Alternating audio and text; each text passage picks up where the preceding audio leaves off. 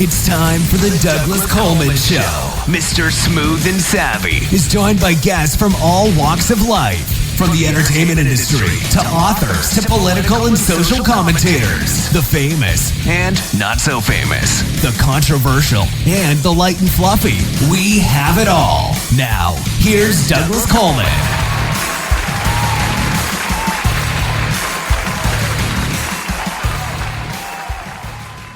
Okay, please welcome to the Douglas Coleman Show, Ed Hartman.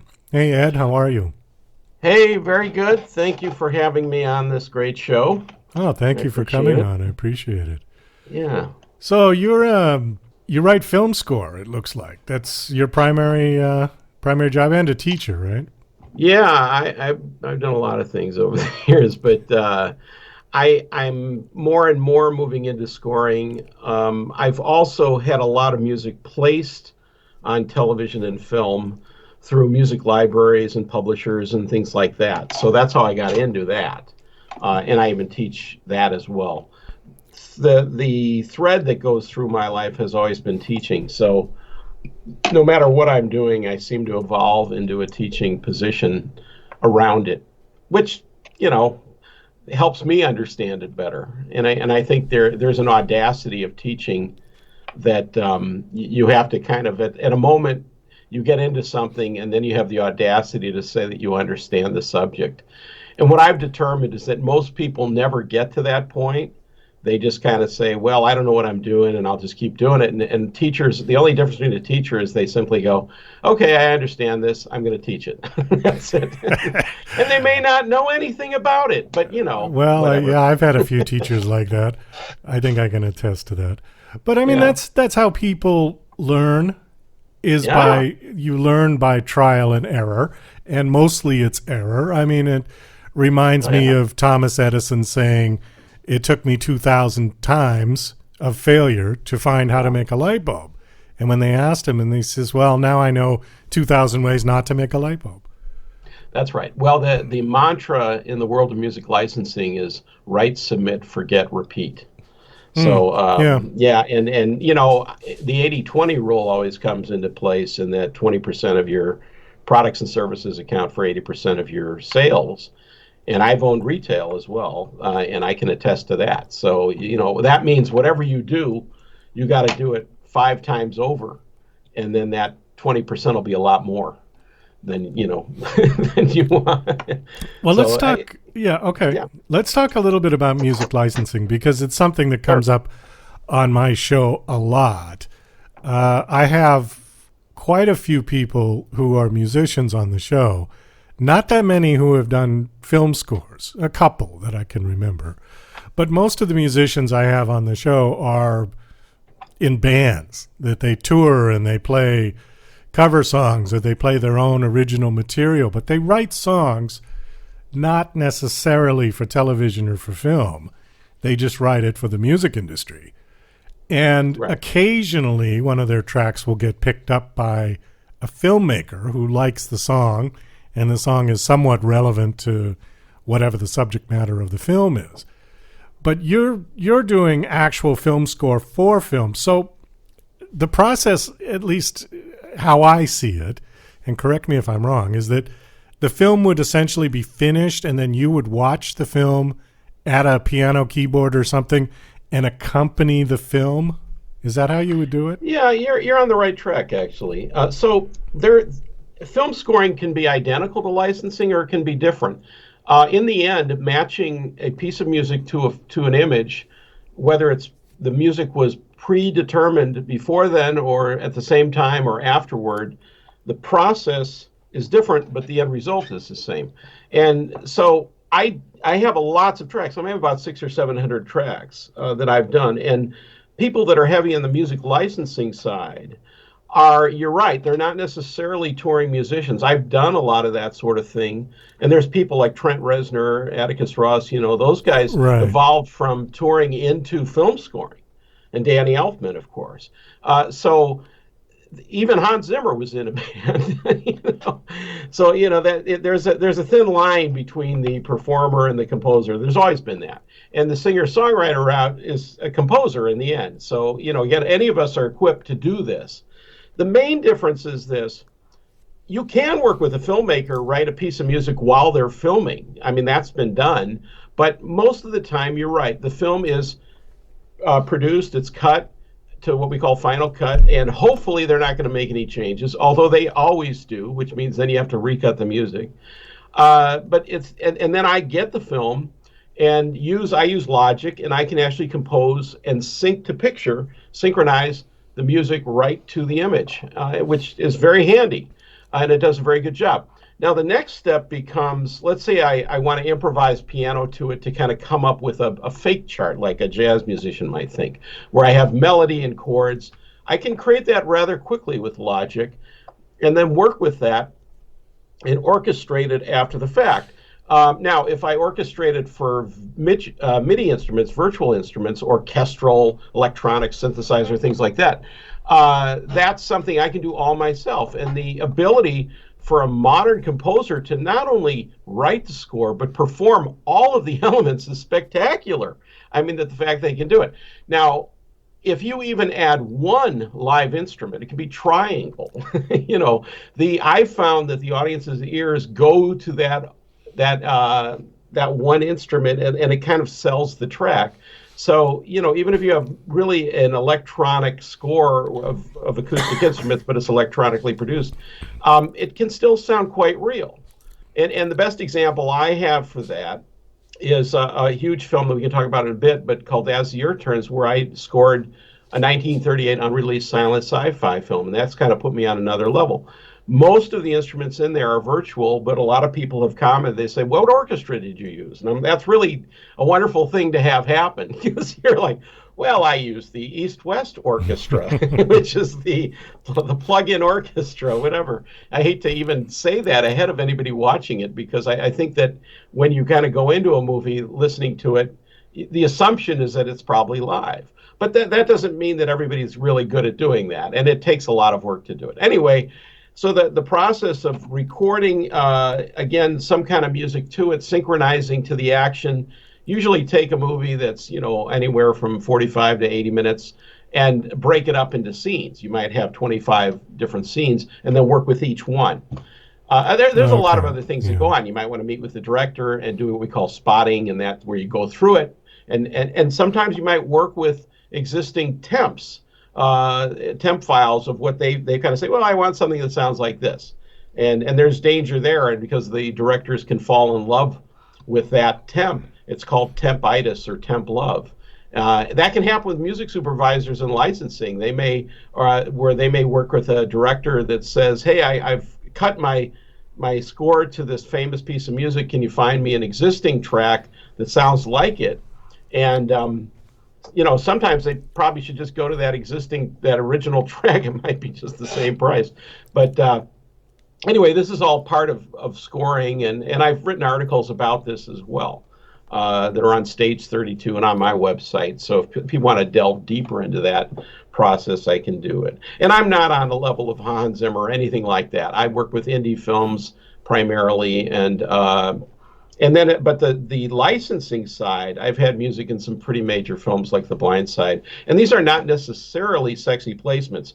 These can be like a football marching tune that's playing in the background during a scene. So, but they're the same credit. And what I try and teach people is it really doesn't matter what the placement is. If you can show that logo, on your website and on your PR, people will see it as, well, this person's somewhat successful, and that's right. The key to all of this. Right. Credits are credits.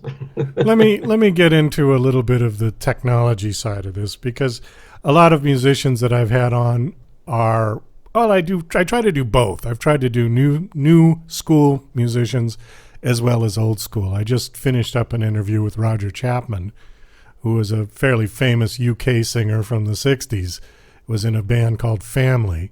And I've had other musicians on that were old school and some new school. Technology obviously has taken over, infiltrated into the music industry severely. Yeah. And music is reflective of that now, where when we were talking about live instruments versus MIDI, you can create anything MIDI. I mean, absolutely any sound. And I think for me personally, as a pop song singer-songwriter, the more computer that gets injected into the actual creation of the noise, the more soul the music loses. If you start taking away the human fingerprint, it gets sounding like a Nintendo game soundtrack after a while. It can. It can. If a composer is really careful, they can recreate that. I think that comes into if a composer becomes a performer on that instrument or knows those instruments enough, they can sometimes beat that. But that is the challenge of all. Right. Bringing So here's emotion into what you're doing. Right. So here's my question. So for somebody who is starting to do this now, is it more important to have a great musical ear and ability to play instruments, or is it more important to be a computer geek and know how to run all of the levers and the buttons to get the sound right? So which way do you go? Well, I think you have to go on the musical side, always. Because, it's like in filmmaking, you can have really junky equipment to make a film, but if there's no narrative to the film, if there's no story, it's a boring film. That's all there is to it. Same with music. You can have something that's technically perfect, but if there's nothing there, that's what it is. It's just a track that has no soul to it. And then you could listen to an old Elvis recording that was done on a cassette recorder, and they'll still blow you away. So, the tech has to be there if you want to get it to certain levels of the industry, but you have to start with substance and content, always. I'm happy to hear that. Yeah, and I've never been a tech guy. I mean, we just struggled with the tech of this, and I'm pretty good at this stuff, but it beats me every once in a while. No, I'm really happy to hear that, because sometimes listening to some tracks that come out in the more recent years, I kind of wonder, who was doing this? Was it a musician, or was it a guy from Microsoft? And that's happened. And I think also we've given the tools to everybody. It's very democratic in the end. You can compose a track on your phone. So it can be cut and paste. It can, we're making jigsaw puzzles, and there's really nothing terrible about that. And I find myself occasionally getting tempted, going, well, I could just snip at this drum loop or something, and then I go, wait a minute, I can do better than that. If it's something I really don't have, and it's going to be too expensive to purchase or hire somebody, then I might go there. But if I can do it myself or do something that's as interesting, I always try and do that. Well, that's for sure. You mentioned As the Earth Turns, and I want to ask you about Richard Lyford, who I've never heard of, but it says that your company, Nobody has. 8 Cents Productions LLC, you own the film estate of Richard Lyford. Now, who was Richard Lyford? Tell us about How the hell did this happen? Yes, well, that's true. Okay, so let me tell you the story of how it came to me, because that will help answer that question. Okay. So I'm teaching drum lessons. I had a drum shop for 25 years in Seattle called the Drum Exchange, on top of everything else I've been doing. And luckily that closed in 2017, pre-pandemic, because I don't think we'd have made it through that. Anyway, I had a student maybe a decade ago who was taking lessons, and he went, graduated, and disappeared. Anyway, after I closed my studio, my store, I had started my studio back up at my house, and the mother of that student came over to start taking some lessons, and it turns out she's the great niece of this person, Richard Lyford, and she saw a video of mine. She knew I composed a little bit and scored. I chat about what I do, and I happened to have this interesting video I did of a Buster Keaton scene. I put down kind of a Danny Elfman style track against it, and I played it for her one day, and it's against a silent film. She said, well, that's interesting, because I have these films that I got from my great uncle's estate, and would you be interested in scoring this film?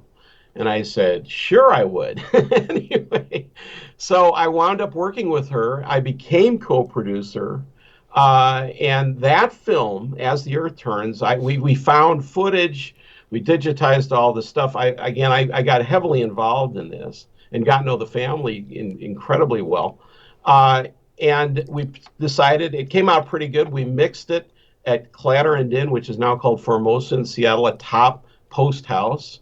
And so it was really nice to do something on a much higher level than usual. And it came out very good. It's a 45-minute silent film that was never released, and it was made in 1938. Yeah, that's and why couldn't it have been released? Well, it was made by a 20-year-old filmmaker at the time, Richard Lyford. This was basically his high school project. He had just graduated, and he's 20 years old, and he's heading to whatever. So he created this thing, but he then went on to work at Disney and became a professional director and producer and all the rest of that. So he really had and there was no way to release a 16 millimeter film on his own anyway in 1938. No. So people ask, why do we not know about it? Anyway, so it's even weirder because until in about 2014 on Classic Horror Film Board, there was this discussion about a couple of scenes in a Halloween video called Monsters Crash the Spooky Show or something, Pajama Party. Anyway, they were the ones that got a hold of my co-producer, the great niece, and that's how she got involved with this whole thing. So it's gone through a whirlwind of serendipitous moments, is the way I put it. And the whole story is on Stage 32. So anyway, we did this thing. That film went into 122 festivals. It won 134 awards and nominations. Wow. I was all over the place taking this thing around. Vegas, I was just back in Vegas last week, and LA for a bunch of stuff. We actually did a 7-day theatrical at the Laemmle Theater in Glendale, where Richard Lyford stayed a block away at the Y when he first moved to LA. Oh, that's funny. It's crazy. Yeah. So, and why did we do that? Well, to qualify for the Oscars, of course. Why would we do that? So I could get 1,000 DVDs into the hands of Spielberg and people like that. And we got a nice review out of the LA Times, which basically said, if Steven Spielberg had a 60 millimeter camera when he was 20, this is what he would have done. So how do you beat all that? Okay, so Richard Lyford, again, he made 9 films before he was 20, wrote 58 stage and screenplays, and then he got invited by Disney. He got to know Disney very well. He worked for Disney on Fantasia, Pinocchio, and Dumbo. And then he went to war. He got drafted, did stuff for the Army Air Forces, confidential stuff. And then he worked on his own, and he wound up directing an Academy Award-winning film, Michelangelo documentary in 1950, went back to work for Disney, worked in the Mideast. Anyway, blah, blah, blah. And if you want to hear more about that, I just finished this year It Gets in Your Blood, which is a short documentary about Lyford.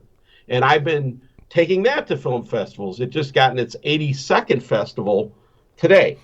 And I was in Vegas for the AOF MegaFest last week. And I'm going back to Burbank for a festival in September with that.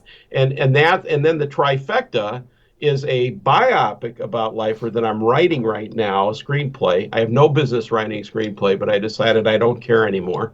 So the goal would be to actually produce that film or get a production company to do that. And the log line for that is Andy Hardy meets Orson Welles. Oh, that's a good one. Yeah, that's good. I like the log line. Yeah, and you have to be old enough to understand who Andy Hardy is. Or Orson Welles, for that matter. Yeah, well. It's amazing how many people don't know who he is, who are, trying to make film these days. We've got just a couple minutes left, and I just want to kind of wrap this up. Richard Lyford, films like that, which I find fascinating because, 1938, I mean, that just seems like an eternity ago. But there were people in the 70s who were making indie film who were getting nowhere. And it really wasn't until the internet and digital imaging sort of crashed the door open because it made it affordable. So my question was, where did he get all his money? Because it wouldn't have been cheap to make 16 millimeter film back in the 30s. He was a go-getter. I mean, I think his family did okay, But in the end, he did a lot of odd jobs. He became a good photographer. He did business advertising. He was a great. He paint signs. His opening title sequence on As the Earth Turns is a reverse animation. That's spectacular. I've had a lot of people ask me, they question, even on Amazon, it's on Amazon, and astheearthturns.com is the website for that, where they've questioned, they say, we think this is a fake because it's too good. So how could he have done this? He did it with family and friends. Okay. And he developed his own film.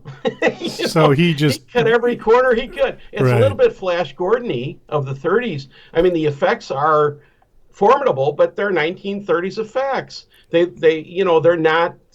He came somewhat close to things to come, and he foreshadowed World War II. He has there's funny statements in there that are foreshadow Star Trek. I'm a scientist, not a butcher. I'm not kidding. That's actually in there. So he was just very, very smart, and he did all this. And here's the other remarkable thing. This is probably one of the reasons Disney got interested. He was trying to do sound film with a 16 millimeter, and that didn't exist at that time. So he had rigged 2 turntables synchronized to a 16 millimeter film projector to put on like classical music and even dialogue. He tried to cut dialogue. And that was impressive to Disney as a technical person. So I think, you were asking about technical and creative. He was superb with tech. He knew everything about filmmaking. He could be a director, a cinematographer, editor. He did all of that. And I think that's how he saved money. He did it all himself. Yeah, he had to buy more film. And I think over his life, he never really saved a lot of money. I think that was one of the things, because he spent it all on the next production, which is very common in the film industry. Oh, well, you mentioned musicians in general. Yeah, you mentioned Orson Welles. I mean, Orson Welles didn't die rich. No. All the money he ever was able to scrape together went for his next film project. I mean, he lived and died by the camera, basically. That's right. And both Welles and Lyford were almost identical in age.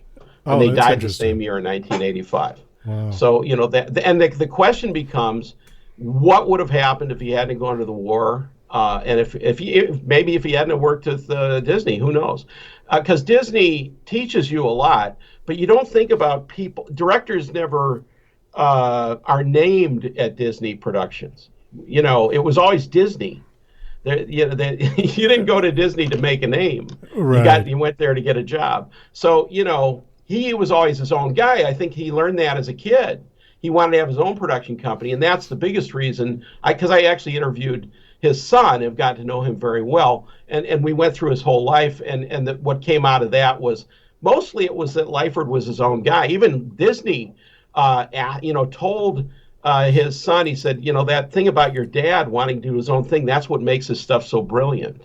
Now, a lot of the stuff that Lyford did was he made a lot of educational and corporate films later on. What was too bad is he didn't get back to narrative films that much later in life, and I would have loved to see more of it. By the time he got back to Disney, in the 60s and 70s, things had changed there quite a bit. And he did do some of the wonderful World of Color stuff, and some of it did remarkably well.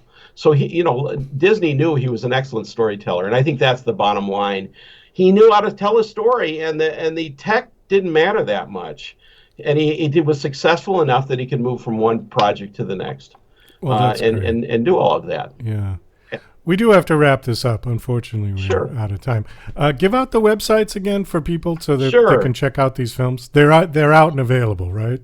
Yeah. So As the Earth Turns is astheearthturns.com. And again, that film is on Amazon, Tubi.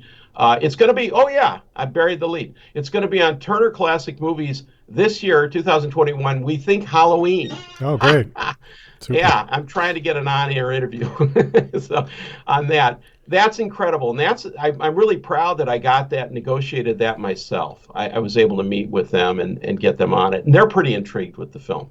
And then my website is edhartmanmusic.com, and I teach drums and percussion and music licensing, but I'm also making films myself. And the documentary It Gets in Your Blood is on that website as well, and you can just Google that, and I'm sure you'll find it as well. Okay, so those are the main two that I work with. Well, super. Well, thanks so much for coming on. This was a very interesting conversation. I learned something new today. I learned a new person. I'm going to look him up and see read some more about him. Good luck finding information. All right. Thanks for coming on, Ed. Thank you very much. You're listening to Mr. Smooth and Savvy right here on the Douglas Coleman Show. We'll be right back after these commercial messages. Douglas Coleman's Don't Do a Podcast is a dryly humorous rant about Douglas's pet peeve, the unrelenting torrent of podcasts hitting the web on a constant basis. As technology has put podcasting within the reach of anyone, many wholly unqualified people have taken the plunge. This witty polemic tries to persuade them from broadcasting their drivel using Douglas's brand of sarcastic humor. Now on Amazon, only 99 cents. DJC Music and DJC Productions are pleased to announce a brand new website. We have started a listing website for radio show hosts as well as potential show guests. This is a meeting site where hosts and guests can come together. Show hosts can list their show and types of guests they're interested in booking. Potential guests can list their talents, bio, accomplishments, or anything they feel makes them an interesting radio show guest. There are no recurrent payments, only a one-time $5 listing fee. Your listing will stay up until you decide to cancel. Previous guests of The Douglas Coleman Show are welcome to submit their guest listing free of charge.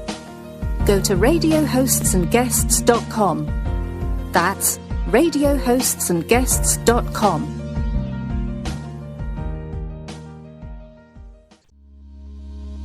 Love coffee, huh? But wait a minute. It seems like every time you finish a cup of coffee, you get all of these side effects along with it. Heartburn, digestion, upset stomach, acid reflux. As the world's first and only organic acid-free coffee, Tyler's Coffee is able to provide a healthier option in the solution for more than 100 million individuals who have sensitive stomachs or suffer from acid-related modalities. This is Tyler's acid-free coffee. Coffee without the consequences. Hi, this is John Morgan, production supervisor for DJC Productions. You're listening to The Douglas Coleman Show. Okay, please welcome to The Douglas Coleman Show, James Gilbert. Hi, James. How are you? I'm fine, thanks. Well, thank you for coming on the show. I appreciate it. Are you an author for your whole life? It looks like, according to your bio, you were are a historian. Well, I started out as a historian, yes, indeed, and I wrote a lot of history. But lately I have been writing novels and short stories. So, yes, I've been writing all my life. All right. The book we're talking about today is called Tales of Little Egypt, and just from the overview of it, it has nothing to do with Egypt particularly, right? No. Little Egypt is a section of southern Illinois, right between the Ohio and Mississippi rivers. And it's always been called Little Egypt, I think, because somehow the topography resembles Egypt, and the main city in that area is Cairo. So everybody calls it Little Egypt. All right. Well, that makes sense. Now, did you grow up there?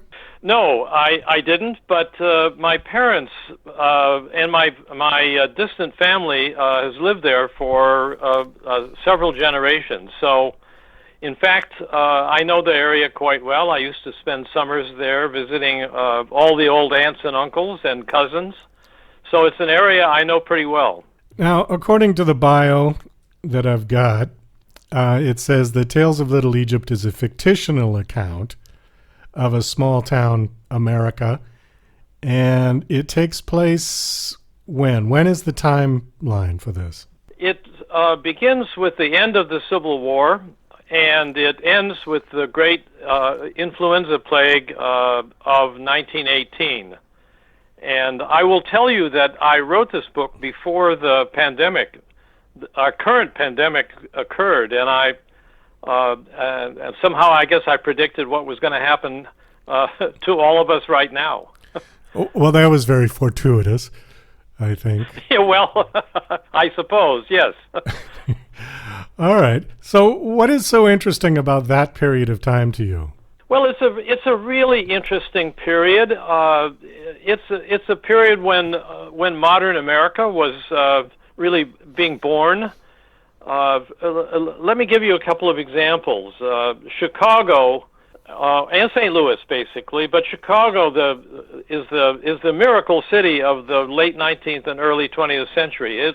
It was just a few people in 1833 when it was founded as a city, and it was a city of 2 million by 1910. So this is a period when the great industrial cities of the Midwest and the East and to some extent of the West were founded. And it's also a time when it's beginning to look like modern America. There are automobiles and telephones and railroads and photographs and movies, so that this is a period when modern America is really beginning to appear. And it's also really interesting in another sense, and that is that you get these enormous booming cities full of immigrants and people who rush to the city for jobs, and you also get the development of small-town America, and that amazing contrast which we continue to see and celebrate between small-town America and urban America. So it's a formative period in American history, something we all recognize, but we recognize it as the present and we recognize it as the past. Well, I have to admit that period of time has always been the most fascinating to me for historical study. And I always have made the comparison that period of time, right at the turn of the last century to the 1900, 1901, in that area, was similar to what I went through as a younger adult when the internet came along. I thought that there was as much of a profound change to society then as there is now. Now, some people have said, oh no, it was much more profound then. But I don't know. What do you think? Oh, I think that's a very good comparison. I've thought about that myself. We live in a very different kind of world now than the 1890s and the early 20th century. But it's also we can also recognize it. It's a kind of a relevant past. It's something we look back on and we can see, oh yeah, that's the beginning of modern America, even though after I think probably the 1970s the United States changed so dramatically because of the internet and computers and robots and things of that sort. Also, if you go back to the beginning of 1900s, you think of how many things actually came out right around that time. The Industrial Revolution was in full swing. Electricity was coming to many houses. Automobiles were replacing horses. You had motion pictures that were just starting, which was a whole new media creation that was going to revolutionize what people did for entertainment. And what else? I'm missing something. There was something else. I think the development of modern urban life it's really different when you have cities of 2 million, 3 million, 5 million people at that time, and that simply did not exist 50 or 100 years before that. So the world has really changed enormously. You should add airplanes. Those were beginning to, the very first primitive airplanes were flying. Right. The one I was thinking. So it's all there. It's all there, kind of. All at the same time. In the beginning. Yeah. The one I missed was telephone. That was the one. Absolutely, absolutely, telephones. Sure, and of course before that the telegraph, which is in some ways the telegraph is a little bit like the internet. It's the same in some ways, the same principle. The code sent over a wire. Well, that's true. Now, when did Marconi, the wireless, that was around that time, right? A bit earlier, yes. Yeah. A bit earlier, but absolutely, yes. Okay. So I can imagine that people who were in their 30s and 40s at that point must have had tremendous sort of culture shock and society changing so fast that they couldn't keep up, that their head was spinning. I know people who had the same reaction when the internet came along, that, all of a sudden they have to do their banking online. And, my mother was one of them. She just didn't get it at all. Well, I think that's very true. I think at the same time, one of the things that I'm after in writing these stories is the kind of continuity of experience, the way the same kinds of problems of living, of facing the tragedies and opportunities and things that occur are actually similar. Family strife, ambition, new kinds of jobs, changes that are occurring all around you, jealousies, all of those kinds of human problems and endeavors are characteristic not just of the 1890s and the turn of the century, but they really are true today. I think anybody who reads this book is going to say, oh yeah, I know people like that, because human nature doesn't change even though we're confronted with very, very new problems.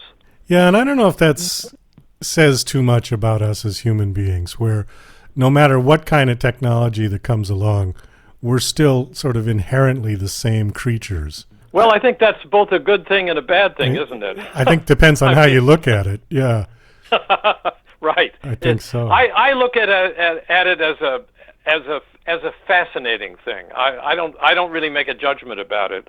I'm just fascinated by the stories of people's lives and the way they confronted what fate throws at them. I really enjoy thinking about that and creating characters who face these kinds of really perennial, eternal problems. Let me ask you something about the Spanish flu. That came around in about 1917, 1918, somewhere in there? Absolutely, yes. Okay. And from what I've read, 50 million plus people died from it? It was absolutely devastating, and the casualty rate was far higher than World War I. But it's part of World War I, and I always think of it as the second act of World War I, because what happened? It was called the Spanish flu because nobody knows exactly where it came from, but it seemed to come from Spain. And the very first people who were infected by it were the soldiers who were fighting on the front lines. Right. And after the war, they all brought it home. And that's the way it spread all over the world, because there were so many different nations fighting in World War I. And the infected soldiers brought it back to their families. And of course, there was no vaccine and no treatment, and huge numbers of people died, many more than died in the war itself. Well, that's true. And then it just sort of ran its course, right? I mean, it just disappeared eventually. It did indeed. So many people caught it, and those who survived developed immunity. It was an amazing tragedy, very much like the historic plagues that used to strike Europe or Asia.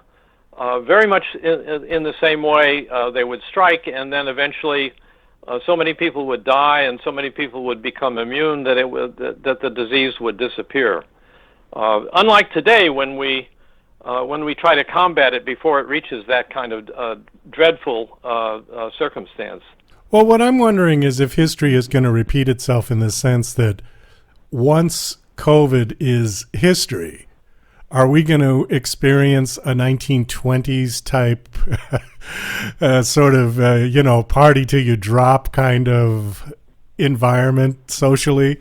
Are we just going to go crazy? Maybe. Yeah. Maybe, but the part of that that relief was a post-war reaction. Some of it was post-war reaction. Some of it was post-influenza reaction, and part of it, frankly, was caused by was a reaction to prohibition, where people in order to have any enjoyment in their lives had to break the law, and so it was a very curious kind of period. And also, I think the 1920s is a time when all of those changes and inventions that are beginning to appear earlier really take hold. So you have automobiles everywhere, you have telephones everywhere, you have movies everywhere, you have radio everywhere, and so the whole nature of society is coming to terms with all of these changes, and one of the reactions is just to let loose. Well, I think so. And then the giant crash at the end of the decade. Well, yeah, that's the wages of sin, right? Yeah, you could look at it that way, definitely.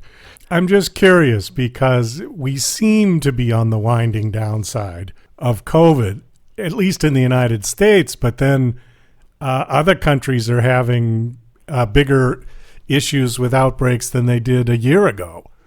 You know, like places like India and Thailand and in Asia, there it seems like they've started over. They did pretty well the first half, but now there's all kinds of horror stories coming out where people are getting it. I think that's true, and I don't think this is over by any means. I think we're really in the first act of a 3-act drama, and I don't know exactly what the next 2 acts are going to look like.